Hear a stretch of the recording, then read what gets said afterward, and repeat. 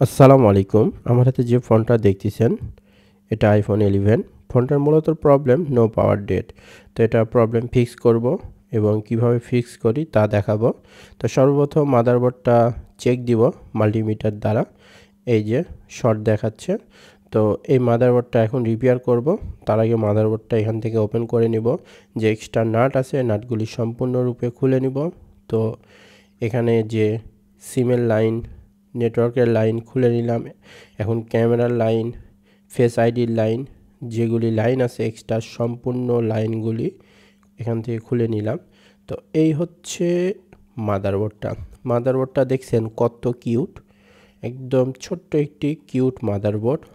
তো মাদারবোর্ডটা অনেক স্মল।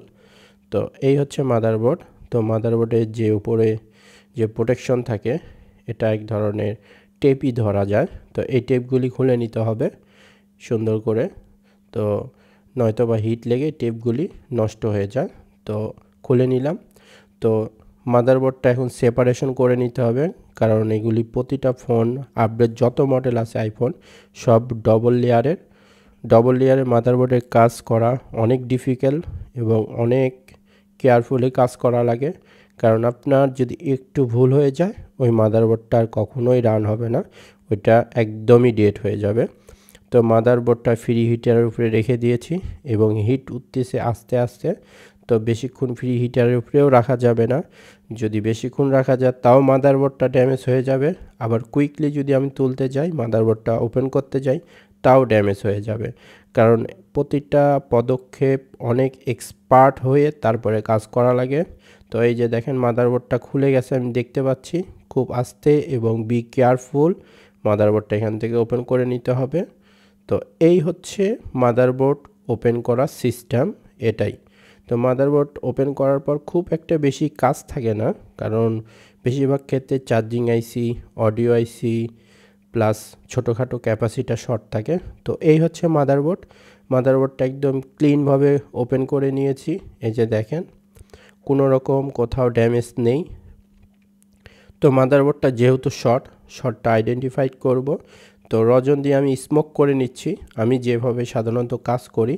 তো এইভাবে স্মোক করে নিলে আমার কাজটা বেটার মনে হয়, কারণ আমি এক চান্সে শর্ট খুঁজে পাই এইভাবেই। তো এই যে ছোট্ট একটি ক্যাপাসিটার দেখতেছেন, মূলত এটাই শর্ট।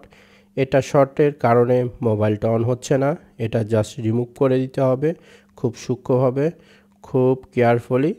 এই ক্যাপাসিটারটা এখান থেকে রিমুভ করে দিলাম। তো এখন মাদারবোর্ডটা এখানে রিভলভ করে নিব, কারণ আমার কাজ হয়ে গেছে আমি দেখলাম।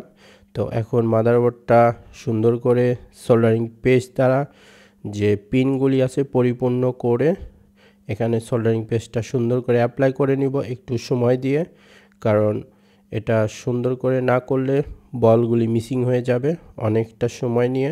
এবং ফ্রি হিটারের উপরে রেখে দিয়েছি, কারণ আইফোনের মাদারবোর্ডটা রিভলভ করার টেকনিকটাও আলাদা।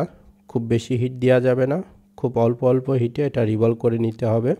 তো এই হচ্ছে রিভলভ করা মাদারবোর্ডটা, একদম পারফেক্ট রিভলভ হয়ে গেছে। তো এখন ফ্লাক্স পেস্ট দিয়ে নিচ্ছি এবং মাদারবোর্ডটা আবার পুনরায় অ্যাডজাস্ট করে দিব। তো অ্যাডজাস্ট হচ্ছে, দেখেন আস্তে আস্তে হিটিং টেম্পারেচার উঠতেছে। তো বেশি হিটিং টেম্পারেচার দেওয়া যাবে না, প্লাস কমও হিটিং টেম্পারেচার দেওয়া যাবে না। এটা আপনার কাজের দক্ষতার উপরে নির্ভর করবে। তো ফোনটা অন হয়ে গেছে, সব সেটআপ লাগিয়ে নিয়েছি, সব চেক দিয়েছি, সব কিছুই ঠিক আছে। তো জাস্ট এতটুকুই কাজ, অনেক ধৈর্য সহকারে এই কাজগুলি করা লাগে। ভালো থাকবেন সবাই, আবার অন্য কোনো ভিডিওতে কথা হবে।